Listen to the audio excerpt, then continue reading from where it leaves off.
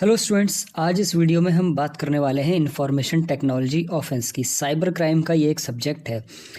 Subject का नाम आप ध्यान से देखें, इंफॉर्मेशन टेक्नोलॉजी ऑफेंस की हम यहाँ पर बात करने वाले हैं। ठीक है, एक और पेपर भी दिया हुआ साइबर क्राइम का, उसकी हम बाद में डिटेल से आप लोगों को इन्फॉर्मेशन देने वाले हैं।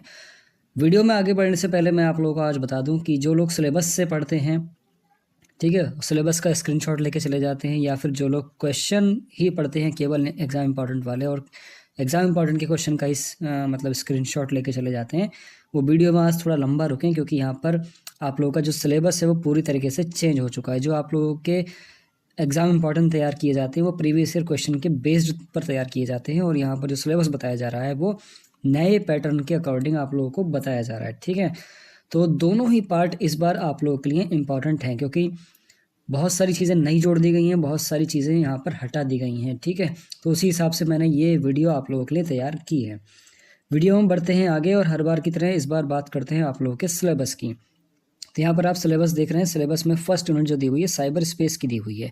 जो पुराना आपका सिलेबस था उसमें साइबर जो स्पेस था, साइबर स्पेस की जो बात की गई थी वो सिर्फ एक हेडिंग में बात की गई थी। ठीक है, एक यूनिट के अंदर बात की गई थी, लेकिन यहाँ पर पूरी की पूरी एक यूनिट ही दे दी है साइबर स्पेस की। ठीक है, ये एक चेंज हुआ है। तो साइबर स्पेस इस बार आप लोगों को ज़्यादा से ज़्यादा पढ़ना है।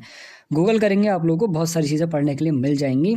अगर आप लोगों के गेस्ट पेपर में नहीं है तो सिर्फ गेस्ट पेपर की टांग पकड़ के मत चलो, आप सिलेबस पढ़ो या फिर बुक कहीं से लेकर आओ वो पढ़ो। और नहीं मिल रहा तो गूगल पर आप लोग सर्च करोगे ना, सारे जो टॉपिक्स यहाँ पर दिए हुए हैं, ये सब जो टॉपिक आप डालोगे ये सारी टॉपिक वहाँ पर आप लोगों को मिल जाएंगे। गूगल पर ऑलरेडी सारी चीज़ें दी हुई हैं। ठीक है, हिंदी इंग्लिश की वो आप लोग अपने आप ट्रांसलेशन करके देख लेना। ठीक है, फर्स्ट यूनिट आप लोगों की होगी साइबर स्पेस की। उसके बाद सेकंड यूनिट में यहाँ पर आप देख सकते हैं साइबर स्पेस का क्षेत्राधिकार यहाँ पर दिया हुआ है, जुरिस्डिक्शन इन साइबर स्पेस की बात की गई है। ठीक, तो यहाँ पर क्या हुआ है, concept of jurisdiction, internet jurisdiction, Indian context of jurisdiction क्या है, international position of internet jurisdiction cases in cyber jurisdiction. ठीक है, इंटरनेशनल पोजीशन क्या है साइबर स्पेस की वो भी यहाँ पर पूछी गई है।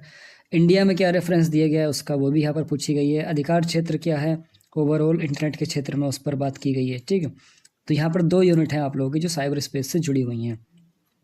अब यहाँ पर आते हैं मेन पेपर की। ये है आप लोगों का वही पुराना पेपर, ये मतलब जैसा पुराना सिलेबस में था वैसे यहाँ पर भी आ गया है, अंडरस्टैंडिंग साइबर क्राइम्स। ठीक है, साइबर क्राइम क्या होता है वो हमें यहाँ पर समझना होता है, तो उसमें डेफिनेशन हमें चाहिए, कॉन्टेक्स्ट उसका चाहिए, इंटरनेट एक्सेस रिया, मेंस रिया आप लोगों ने ऑलरेडी पढ़ा होगा, तो यहाँ पर साइबर क्राइम में भी मेंस रिया होना कंपलसरी है। ठीक है, उसके बाद computing damage in internet time, ये सारी चीज़ें आप लोगों को पढ़नी है। इंटरनेट में अपराध के प्रकार भी आप लोगों को देखने हैं। ठीक है, यहाँ से दिया हुआ है types of crime in the internet.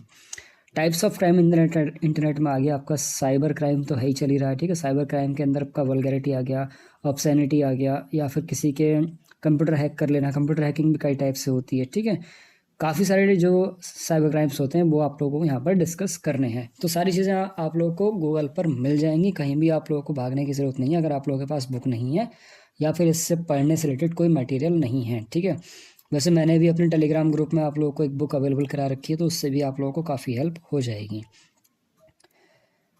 अगली हम बात करते हैं आपकी फोर्थ यूनिट की। फोर्थ यूनिट में यहाँ पर आप देख सकते हैं भारतीय न्याय संहिता यानी BNS 2023 की बात की गई है। ठीक है, पुराने वाले में जो थी IPC दी हुई थी, लेकिन यहाँ पर 2023 BNS की बात की गई। तो आप लोगों को BNS से रिलेटेड जो भी प्रोविज़न साइबर क्राइम के लिए दिए हुए हैं वो आप लोगों को पढ़ने हैं। भारतीय साक्ष्य अधिनियम, ठीक है, 2023 आप लोगों को पढ़ना है। Information technology offence, information technology act 2000, ये पुराना वाला ही है, जैसे जैसे पुराने पैटर्न में था वैसे यहाँ पर भी रखा गया है।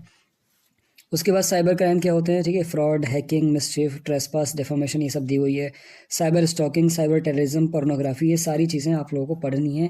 इनसे शॉर्ट नोट्स ज़रूर पूछे जाते हैं। ठीक है, शॉर्ट नोट का मेरा मतलब वो है कि जो 10वां क्वेश्चन होता है या फिर 5वां क्वेश्चन में लिख देते हैं कि इन 2 पर टिप्पणी लिखी है। ठीक है, तो वो शॉर्ट नोट ही हो गया, हालांकि आपको एक लॉन्ग ही बन जाता है वो दोनों मिला के।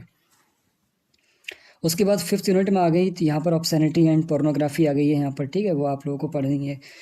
इंटरनेट और पोटेंशियल ऑफ ऑब्सैनिटी यहाँ पर आपको बतानी है, किसके रेफरेंस में, BNS 2023 के रेफरेंस में, और IT एक्ट 2000 के एक्ट में आप लोगों को बतानी है।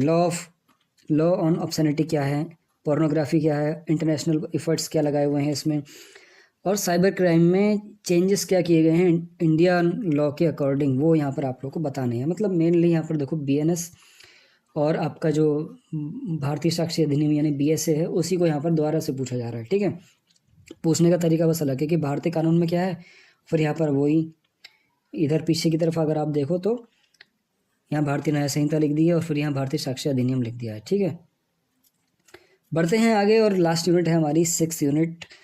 इसमें यहाँ पर बात की गई है आपके आईटी एक्ट की। आईटी एक्ट वही 2000 वाला जो अभी मैंने आप लोगों को बताया। ठीक है, फिर यहाँ पर भारतीय न्याय संहिता के तहत क्या अपराध हैं, क्या जांच के तरीके हैं, न्याय निर्णय मुद्दे क्या हैं, वो सारी चीज़ें यहाँ पर आप लोगों को बतानी है। ठीक है, मैं फिर से कह रहा हूँ BNS का रेफरेंस लेना है, 2023 वाले का, IPC का रेफरेंस नहीं लेना है। आईटी एक्ट आप लोगों को पुराना वाला ही पढ़ना है जो 2000 में रिलीज़ हुआ था। अभी जो आईटी एक्ट आया था शायद डाटा प्रोटेक्शन एक्ट आया है, डाटा प्रोटेक्शन एक्ट आया, चलो वो तो कोई लेना देना नहीं है उससे। अगली स्लाइड है आप लोगों की एग्ज़ाम इम्पॉर्टेंट की। यहाँ पर देखो सबसे पहला जो मोस्ट इंपॉर्टेंट क्वेश्चन आता है वो साइबर क्राइम से रिलेटेड आता है। मीनिंग, डेफिनेशन और टाइप उसके बताने होते हैं। ठीक है, अर्थ, परिभाषा और प्रकार उसके बताने होते हैं साइबर क्राइम के। ठीक, प्रोविज़न अंडर आईपीसी, आईपीसी हटा दो, यहाँ पर आईई हटा दो। ठीक है, बीएनएस यानी भारतीय न्याय संहिता और बीएसए यानी भारतीय साक्ष्य अधिनियम में क्या प्रोविज़न दिए हुए हैं साइबर क्राइम के रिलेटेड, वो यहाँ पर आप लोगों को बताने हैं। हर बार पूछा जा रहा है, दोनों में से एक क्वेश्चन आता ही आता है हर बार। उसके बाद आईटी एक्ट में आपके साइलेंट फीचर आ गए आईटी एक्ट के। ठीक है, पावर टू इन्वेस्टिगेट ऑफेंस आ गए, डिजिटल सिग्नेचर क्या होता है, साइबर अपीलेट ट्राइब्यूनल्स। ठीक है, इलेक्ट्रॉनिक एविडेंस आप लोगों को ये पढ़ना है। ठीक है, सारे इंपॉर्टेंट हैं, ये आप लोगों को पढ़ने ही पढ़ना है, एग्जाम में आएंगे, क्योंकि आईटी एक्ट नहीं चेंज हुआ है। ठीक है, जो चेंजेस हुआ है मैंने आप लोगों को बता दिया है। ठीक है, उसके बाद मिसलेनियस क्वेश्चंस में जो ये इंपॉर्टेंट रहते हैं, यहाँ पर साइबर स्पेस पूछा ही जाने वाला है। आप लोगों का 2 यूनिट दी हुई है ऑलरेडी। साइबर स्पेस को बहुत अच्छे से आप लोगों को तैयार करके चलना है। स्टॉकिंग है यहाँ पर, कंप्यूटर वायरस। ठीक है, कंप्यूटर वायरस के टाइप क्या क्या होते हैं, ई गवर्नेंस क्या होती है, ऑब्सैनिटी क्या होती है, vulgarity, pornography, mens rea is involve for committing the crime on computer. ठीक है, यहाँ पर साइबर टेररिज्म यहाँ पर दिया हुआ है। ठीक, एक और क्वेश्चन आता है, computer do not commit crime it's self, computer खुद से कोई भी क्राइम नहीं करता है, उसके लिए मतलब एक एंटाइटी लगती है, यानी कि एक पर्सन लगता है जो इंडिविजुअल जिसको हम कह सकते हैं वो वहाँ पर एक क्राइम करता है। तो ये सही बात है। ठीक है, किसी भी कंप्यूटर को आप दोषी नहीं दे सकते हैं, किसी भी कंप्यूटर को आप जेल में नहीं डाल सकते हैं, आप डालेंगे उस कंप्यूटर पर बैठकर काम करने वाले इंडिविजुअल को। ठीक है, तो वो चीज़ें आप लोगों को खुद से डिफाइन करनी रहती हैं। ठीक है, किस सेक्शंस में कैसे मतलब आप लोग बताओगे वो आप लोगों के आंसर के ऊपर डिपेंड करता है। हिंदी और इंग्लिश में ज़्यादा टेंशन लेने वाली बात नहीं है, मैं फिर से बता रहा हूँ, सारी चीज़ें आप लोग अगर थ्योरी में नहीं मिल रही तो गूगल कर लो, सब वहाँ से आप लोगों को मिल जाएगा, यहाँ से आप कॉपी पेस्ट कर लो। ठीक है, अगला जो सब्जेक्ट आप लोगों का आएगा बहुत जल्दी आने वाला है, इंतज़ार करें अगली वीडियो का। बाकी मिलते हैं फिर नेक्स्ट इन्फॉर्मेटिव वीडियो में।